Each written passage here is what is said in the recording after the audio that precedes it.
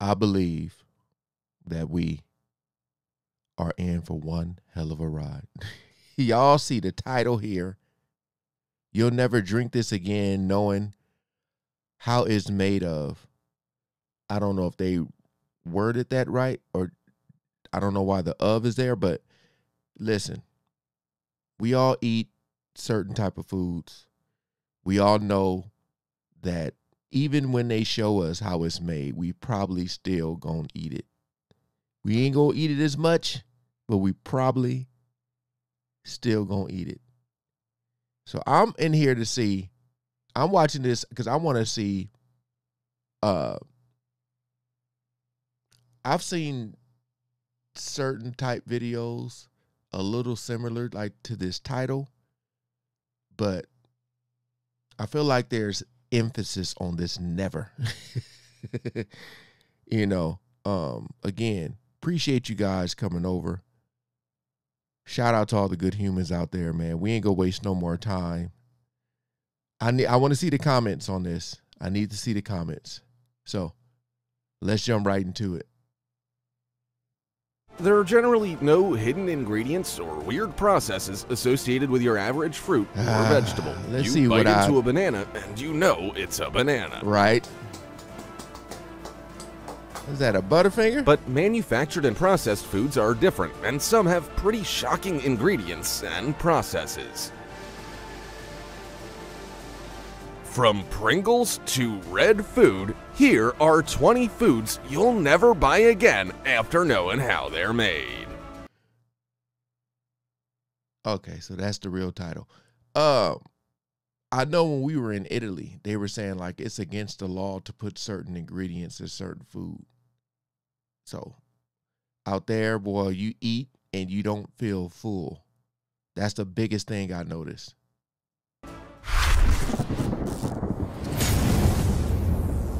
Here we go. Number 20. Coca-Cola. Oh, Lord. There are a few beverages as thirst-quenching on a hot summer's day than a crisp, refreshing bottle of Coca-Cola. Drink but more there's water. Possibly a chance you'll never drink this again, knowing how it's made, what it's made of, and how it interacts with your body. No one except a select few Coca-Cola staff members knows exactly what the Coca-Cola formula is, since it's a heavily guarded trade secret. Although we do know that it contains concentrate, coca leaf, without the cocaine now, of course, cola nut, flavoring, acid, and sugar. Somehow, all these ingredients and the secret formula come together and create a great thirst-quenching beverage that you can't help but love when the sun's beating down. But it's not all hydration and happiness after consuming Coca-Cola. Some experts believe that it does some pretty weird things to your body. We all know soda is bad for us, so it's probably not surprising to learn that a regular can of Coca-Cola contains about 39 grams of sugar. It's crazy when they say like things that are bad for us, but it's like, why are they making it? Because people love it, right? People love to consume things that are bad for them. It's crazy. Well, I tell you, there's nothing like water when you're thirsty. Water, oh man, it hits different. Ice cold water. Studies have shown that sugar-sweetened beverages can be linked to the onset of type 2 diabetes, which means that you might be at an increased risk if you consume such drinks often. Coca-Cola and other similar beverages might also make you gain weight due to the calories and sugar, and you might even experience surface stains on your teeth and dental erosion. It's a nice treat, but this drink is certainly not something you should consume every day. Before we go on, like this video, smash the subscribe button and click the notification bell right now, or this centipede will crawl on your face when you're sleeping. Number 19. Okay. Chewing gum. Yep. Many people love chewing gum. It tastes nice, sometimes freshens your breath, and gives your mouth something to do. He says sometimes. So much sometimes. you probably don't know about chewing gum that might have you questioning just how much you chew it. First of all, you're most likely chewing a secretion from sheep's wool. Imagine chewing on wool. My mouth tingles just thinking about it. What? Chewing gum contains a waxy secretion from the sebaceous glands of sheep, known as lanolin. On the sheep, this makes their wool waterproof, but in chewing gum, it gives it that chewiness that we love. There are also many other ingredients often included in the gum base, such as glycerol esters from resin and gum resin, polyethylene, and polyvinyl acetate. Then there are the ingredients that make gum soft, vegetable oil, and glycerin. And of course, the sweeteners, like sucralose, xylitol, and sorbitol. Some gums are manufactured for taste, while others are created with medical functions, like giving up smoking, offering nutrition, and increasing alertness. Chewing gum definitely isn't one of the most harmful things you can put in your mouth, but there are some hazards associated with it. It can trigger temporomandibular joint disorder and even cause gastrointestinal problems. Is that why my bones be aching? Boy, I be chewing the hell like gum. Be chewing gum like Michael Jordan. Hey. Especially when I play basketball, I have to have it. You might also experience diarrhea with chewing gum if you're sensitive to artificial sweeteners. Number 18.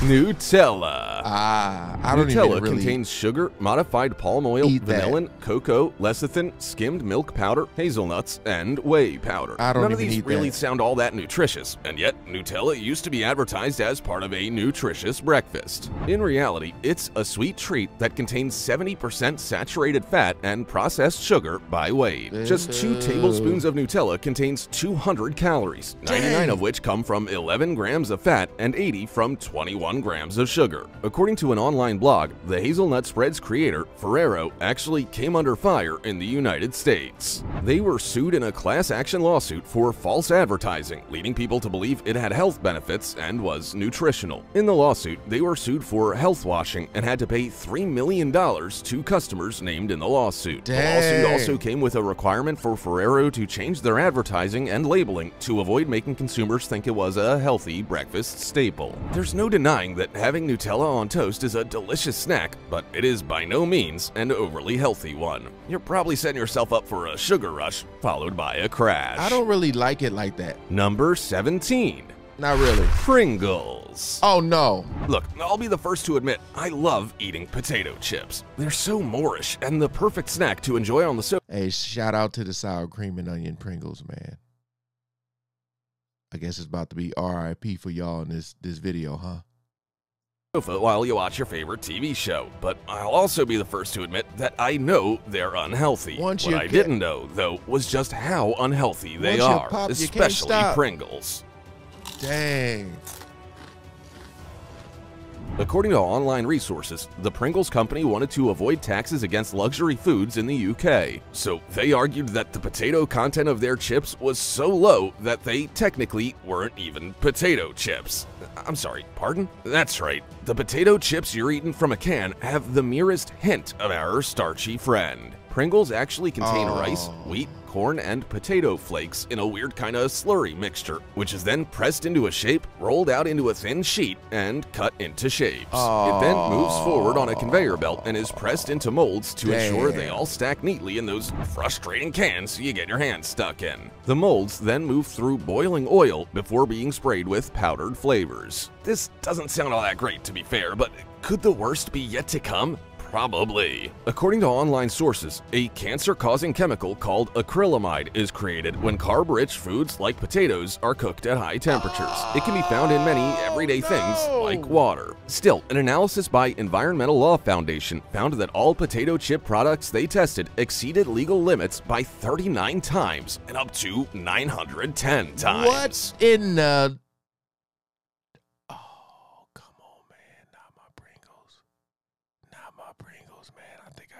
Five of them in the pantry right now. And today's trash day, and I already missed the trash truck.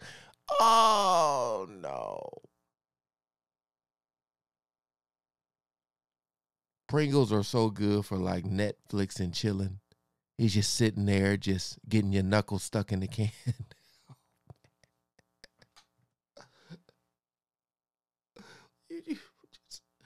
Oh, not my Pringles. Number 16. Oh, that one hurt. Instant noodles. Nah, I don't mess with Let's face it, most of us have reached into our pantry at one time or another for a packet of instant noodles. In my top They're ramen. easy to cook, take minimal preparation, and can be pretty delicious. Top but if ramen. you knew how they were made and what they contained, you might be having them less often. Guess we about Instant to noodles find are out. designed to have a long shelf life, so it doesn't take a genius to work out that they are pretty processed. They also have very little nutritional content on their own, are typically high in fat, sodium, and calories, and often have extra bits and bobs like flavorings, additives, preservatives, and artificial colors. Some instant noodles also contain monosodium glutamate, also known as MSG, and tertiary butyl hydroquinone, a chemical preservative from the petroleum industry. Recent studies haven't been painting a super great picture of instant noodles. One said that excessive I ain't gonna lie though, man. Them things be hitting, boy. They be hitting. Cup of noodles, top ramen, all that, man. You just... Consumption of instant noodles might trigger obesity and lead to other conditions like diabetes, hypertension, high blood pressure, and heart problems. Most instant noodles feature maida, which is wheat flour that has been milled, refined, and bleached. It's rich in flavor but extremely processed and has minimal to no nutritional value. Studies have also found that maida-based noodles can wreak havoc on our digestive health, and some remnants might even reach the appendix and trigger an infection. Oh, no. Number 15. Oh. Kazu Marzu. Yeah, we ain't eating that. Imagine a food being so downright disgusting and awful that it's actually illegal. That's the case with Kazu Marzu, also known as Maggot Cheese. I seen this in another video. Just throw away the whole damn video. Boy, Maggot Cheese, Well, they trying to start up another damn virus with this maggot. Think about that. Think about the smell. Oh. Cheese comes from the Mediterranean island of Sardinia and has sheep milk and live insect larvae, also known as maggots. Why? It comes from pecorino, but this cheese is taken far beyond the traditional fermentation stage, all the way to decomposition. The larvae of the cheese fly are deliberately put inside the cheese and break down the cheese fat. As a result, the cheese becomes soft and even has liquid seeping out of it. But that's not even the grossest part. After dining on all the cheese fat, the larvae are left inside the cheese, and people eat it with the maggots. In fact, some Sardinian people only think the cheese is unsafe once the maggots have died. Most people serve the cheese cut into thin strips and spread onto flatbread. They then eat it with a robust red wine. As you might have guessed, scientists and medical professionals advise against eating this cheese. They say it's possible for the larva to survive in your stomach acid, remain in the intestine, and cause a condition called pseudomyosis. This is a parasitic infestation. And then you turn into a zombie. That can sometimes lead to sores, irritation, and other uncomfortable symptoms. The cheese has been outlawed, and offenders face expensive fines if they are caught selling it. However, some Sardinians make and sell Kazu Marzu on the black market. Number 14. Jelly beans. Jelly beans are a delicious but very sugary treat. They are bright, colorful, and very boorish. But you might not let another one pass through your lips when you learn what makes them hard and shiny. Spoiler alert, it's poo. Okay, so it's less horrific than you think, and you might even give jelly bean makers points for sustainability and creativity. They're coated in something called shellac, which is a resin that the female lac bug secretes shellac or shiznit. after she drinks tree sap. Lac bugs come from forests in India and Thailand, and they deposit their shellac onto the branches and twigs. People then come in and harvest it before processing it into flakes. Once it's in flake form, it's dissolved in ethanol and sprayed onto a wide range of products like hardwood flooring, fingernails, and, you guessed it, jelly beans. It's even often used to replace the natural wax found on apples, which is removed during the cleaning process. As shellac is an animal byproduct, jelly beans are not suitable for vegans, and you might see it listed on ingredient packaging as E904. Number 13. Dang, cheese. We are a nation of cheese lovers, with the exclusion of Maggot Cheese, of course, and all cheese is made with the same basic ingredient, milk, and an enzyme. We've been eating cheese for at least 8,000 years, and it's thought to have come from Asia Minor to ancient Rome, with the Roman Empire going crazy with artisanal cheese making. They loved it. Making cheese is fairly complex. It requires milk, an enzyme for coagulation and to help it set, and a method for removing excess water. Once the basics are out of the way, the cheese can be aged, flavored, and cut in many different ways. But the way we manufacture cheese is far less gross now than it used to be. Experts think that the origins of cheese probably came from the stomach of a sheep. Sheep were domesticated around 8000 BCE and were known to be desirable sources of milk, meat, and wool. However, their stomachs were also put to good use. Once removed from their bodies, people used them to transport fresh milk. But what people didn't know back then was that the stomach of a sheep contains rennin, which is an enzyme we use to make cheese. Over long distances, milk transported in sheep stomachs would curdle and turn into curds. Therefore, cheese curds might have been the first type of cheese we started eating. Number 12. This is crazy. Vanilla flavoring. Oh, no. If you've ever eaten a delicious vanilla-flavored treat, pay attention to the ingredients listed on the packaging. If it says natural flavoring and your treat was far more expensive than other vanilla-flavored goods, you might be eating beaver bum goop. After you've taken a what did he say? Justin Bieber what? Flavored goods, you might be eating beaver bum goop. After you've taken a break to vomit, I'll explain what I mean. Beavers secrete a goop out of their butts called castoreum, which is something they use to mark their territory. Castoreum is listed as an additive by the U.S. Food and Drug Administration, which they describe as generally regarded as safe. And this beaver goop has been used in food and Look like yams. They want my sweet potato. What the? Fumes for at least 90 plus years. Oh, that's it? I thought that was a Butterfinger. If you were to stick your face in the butt of a beaver, you wouldn't smell something awful. Instead, you'd smell a musty, vanilla-like scent. You'd also spot a brown, molasses-like slime. While most animals have quite gross-smelling anal secretions, the beaver's diet of bark and leaves makes their smell quite lovely. As you have to anesthetize beavers to milk their anuses. Alright, another vomit break. Only around 292 pounds are produced each year. So most vanilla-flavored products you purchase come from synthetic vanillin, a compound found in natural vanilla from wood pulp or guaiacol, a petroleum derivative. Number 11. Red Bull energy drink. Don't drink those. We all know that energy drinks like Red Bull are a sometimes beverage, as in it's generally not good for you to consume them often. But the sugar and caffeine content probably isn't why you would stop drinking Red Bull. It's likely more to do with the rumors about bull semen being one of the main ingredients. Say what? Now, before you spit out your drink, I'll dispel that rumor real quick. Red Bull doesn't contain bull semen, but I'll explain why people thought it did. Red Bull and many other energy drinks contain taurine. Taurine is a byproduct of sulfurous amino acids, and it was named after the Latin word taurus, which means bull or ox. Taurine used to be extracted from ox bile and bull semen. The human body uses taurine to reduce stress and control anxiety, since it's known to lower cortisol levels while improving endurance and performance. It's found in animal tissues, but we also have it in our own intestines. Knowing that it can also come from bull semen, people assumed it was in Red Bull, and a Texas company even claimed to have tested the drink and found bull sperm in it. But that's not true. The taurine in Red Bull is synthetically produced in laboratories. Number 10. Red food. Red food. The next time you tuck into your favorite red snack, take a moment to ponder how the manufacturer managed to produce that red color. It's bugs. They used bugs. If you ever see any products listed with ingredients like natural red 4, cochineal extract, or carmine, you know your food contains a crushed up little bug. Now, are these facts? Because now I'm starting to get worried.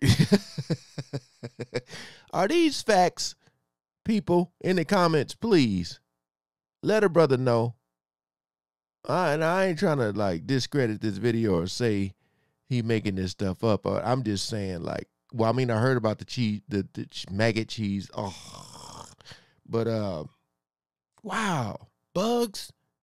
bug is called the cochineal, and only the female ones are used to produce red coloring. It all began in the 1500s when Europeans started making their way into South America. They noticed that the Aztecs were producing beautiful dyed fabrics, and the colors stayed vibrant for a long time, so dried cochineal bugs became a hot commodity. These days, most cochineals we use for red coloring come from the Canary Islands and Peru. They are taken from prickly pear cacti, dried in the sun, crushed, and dunked in an acidic alcohol solution to make carminic acid. This pigment becomes the cochineal extract, and about 70,000 of the bugs are needed for just 1 pound of dye. Many manufacturers prefer using bugs for red dye because it doesn't have any known health risks, although it is an allergen and, of course, isn't vegan. The alternative would be a synthetic red dye, like red number 2 and red number 4, both of which often have more health risks and are byproducts of coal or petroleum. So it's your choice, bugs or coal. Number 9. Processed meat. Of course, this in As here. a nation, we love meat. We love sausages, hot dogs, salami, Pause. bacon, ham, smoked meat, dried meat, canned meat, beef jerky, the list goes on. But what all these meat types have in common is that they are all processed, which means they go through a curing, drying, canning, salting, and smoking process. Sure, most people love the occasional processed meat treat, but did you know that it's not all that good for you? Some studies have shown a consistent link between processed meat and chronic diseases. Yeah. You might be more at risk of chronic obstructive pulmonary disease, heart disease, high blood pressure, and bowel and stomach cancer. Though it's worth telling you that if you eat processed meat often, you might be more likely to get such illnesses, but there currently isn't any evidence to suggest that processed meat causes them. You might also be more likely to have other bad habits if you eat lots of processed meat, and these bad habits, like smoking and excess alcohol consumption, might also contribute. According to current evidence, 3 chemicals have been linked to colorectal cancer, one that's found naturally in meat, and 2 others that develop or are added during their processing. These include heme, naturally found in red meat, nitrates and nitrites that are added to keep processed meat fresher for longer, and heterocyclic and polycyclic amines, which occur when meat is cooked at high temperatures. Number 8. That's all the good stuff. Honey. Honey? We're often told how good honey is for us. Yeah. It's a natural sweetener, an anti-inflammatory and antioxidant, and an antibacterial agent. Right. People even use it to treat burns, coughs, and wounds. But it could also make you very, very sick. There's something called mad honey poisoning, and it's an illness that can happen when you ingest honey containing granotoxins from plants from the Ericaceae family, like rhododendrons. Granotoxins are neurotoxins and can severely affect your muscles and nerves. If you get mad honey poisoning, you can experience dizziness, weakness, nausea, vomiting, hypersalivation, excess perspiration, and paresthesia. Some Sounds people like even that have commercial. I just felt the diarrhea. What is that commercial? Dude, these are crazy, man. And we just be eating this stuff like it's nothing. I know it's a lot of y'all who be like, yep, this is all true. This is why I don't eat this. But man, for those of us who do, oh, this is breaking news. Breaking news. low blood pressure and go into shock. The World Health Organization said you should not be giving honey to infants under 1 year old, and the risk of mad honey poisoning is definitely one of the reasons why. In saying that, the other reason is that honey can contain Clostridium botulinum spores, which can lead to botulism. Now, most people are not at risk of mad honey poisoning, especially if they buy honey from reliable sources. However, people living or traveling in the Black Sea region of Turkey are being told to take care, since poisoning has been reported in this area. Number 7. Man, Gelatin. gelatin. If you love yogurt, ice cream, marshmallows, candy, puddings, cakes, and other delicious sweet treats, you might be a little disturbed to learn about one of the main ingredients. It's gelatin, and it's made from a protein that manufacturers obtain by boiling down bones, ligaments, What in tendons, and skin Bill from cows Cosby and is pigs. going on here. Gelatin is see-through, flavorless, and colorless, and is brittle when dry and rubbery when wet. Knowing this information about gelatin is enough to make your stomach turn, even if the finished product is delicious. Gelatin is also used in products you can't eat, such as shampoo, cosmetics, and face masks. It's such a versatile product that about 620,000 tons of it were produced in 2019, with most of it coming from the meat and leather industries as a byproduct. Fortunately, you can avoid gelatin. You just have to give up all your favorite treats and opt for vegan alternatives. There's a product called Agar Agar that vegan product manufacturers use as a similar alternative. Rather than being made from body parts, it uses a type of seaweed. Number 6. Peanut butter. Oh, no. Peanut butter is one of those spreads that you either love or hate, and if you love it, get ready to hate it. Sure, there's plenty to love about peanut butter. The decent, high-quality stuff has plenty of niacin, thiamine, folate, magnesium, and polyphenols, but it also has naturally occurring aflatoxins or mycotoxins. These come from the Aspergillus fungus family, and peanuts are particularly susceptible to the fungus. Our livers metabolize the toxins, and at high doses, they can actually become carcinogenic. In studies, high levels of aflatoxin in the blood were thought to be linked to stunted growth in children. And that's pretty bad, but that's not all there is to hate about peanut butter. There's also the rat hair. The FDA calls it a natural contaminant along with insect parts, but it's a horrific thought as you chow down on your peanut butter on toast. Some experts believe there could be as many as 30 insect pieces in 100 grams of peanut butter and 1 or more rodent hairs. Most people aren't going to be affected by these contaminants, at least not physically, but if you have asthma or an allergy, you might experience some irritation. Number 5. Marshmallows.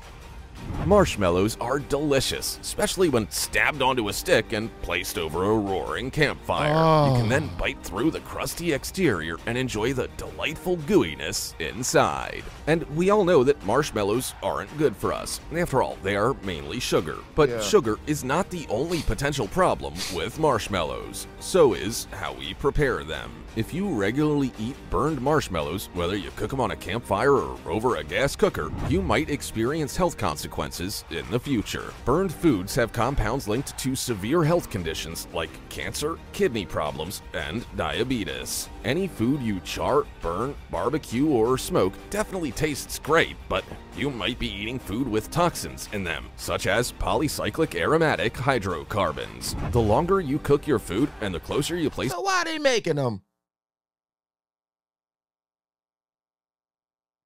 Stop making this food. You go all your life going to these campfires and what do you call it, bonfires and stuff, and now you want to tell me? Oh, I know they've been trying to tell us this for years, but man, it's like, dang.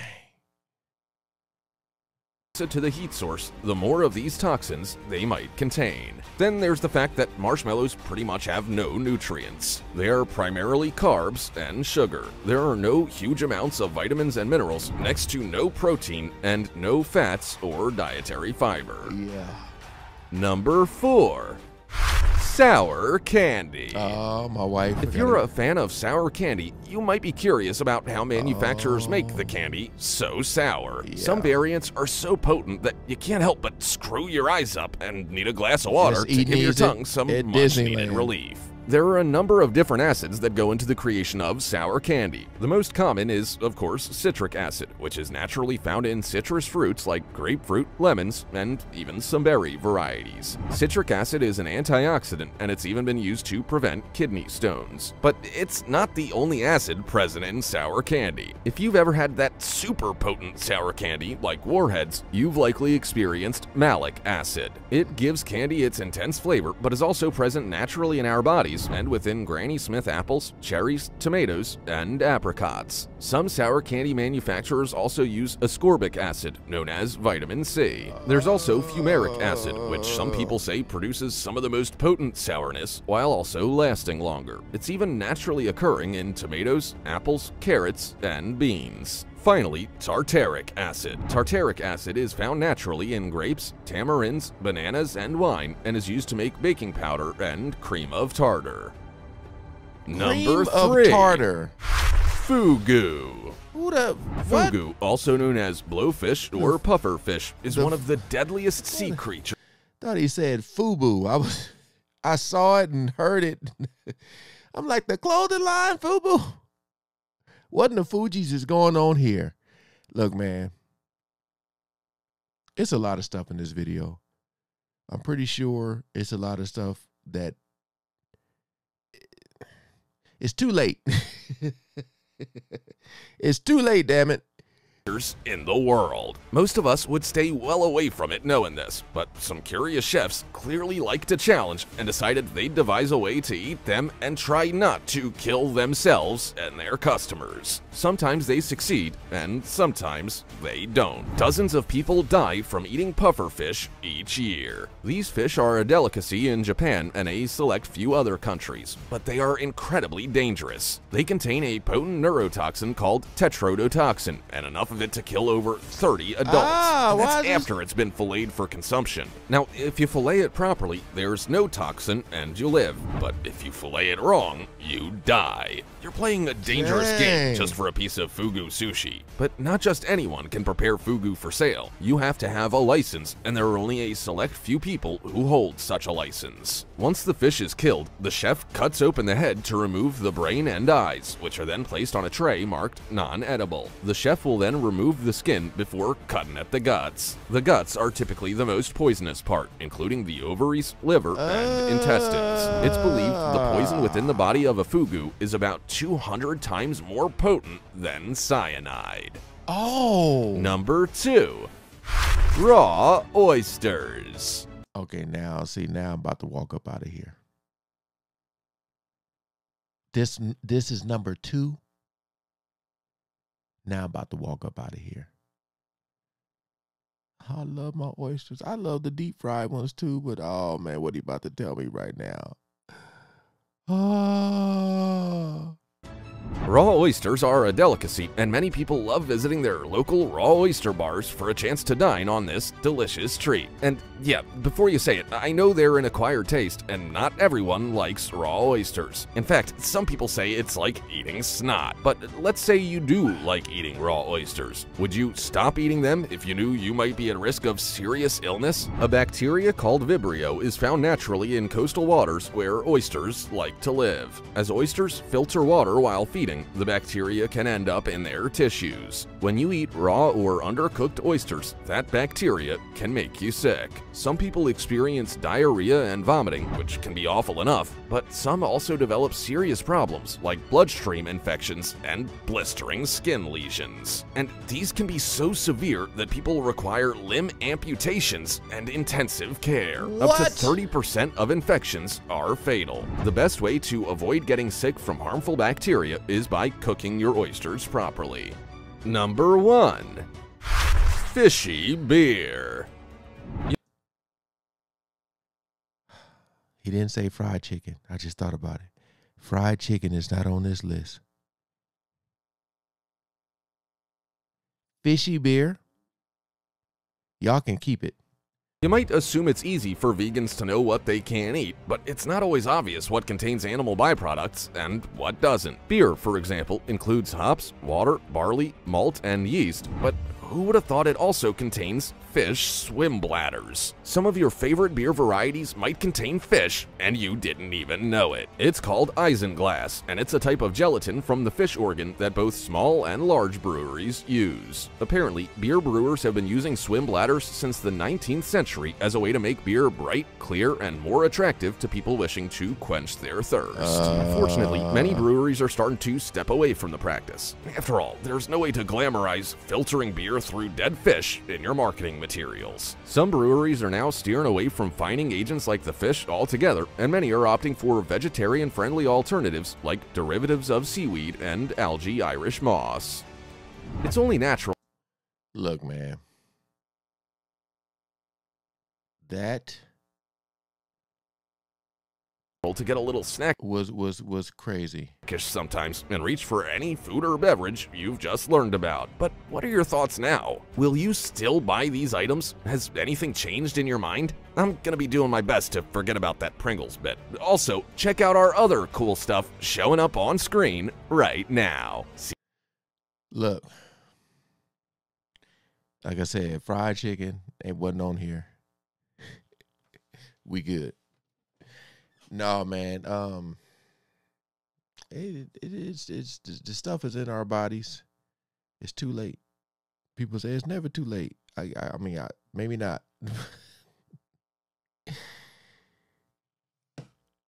The oysters one got me. Love oysters. You guys comment below on what's the ones you knew about, the ones you didn't, and if you're gonna stop or you're not. All right, man. Peace out.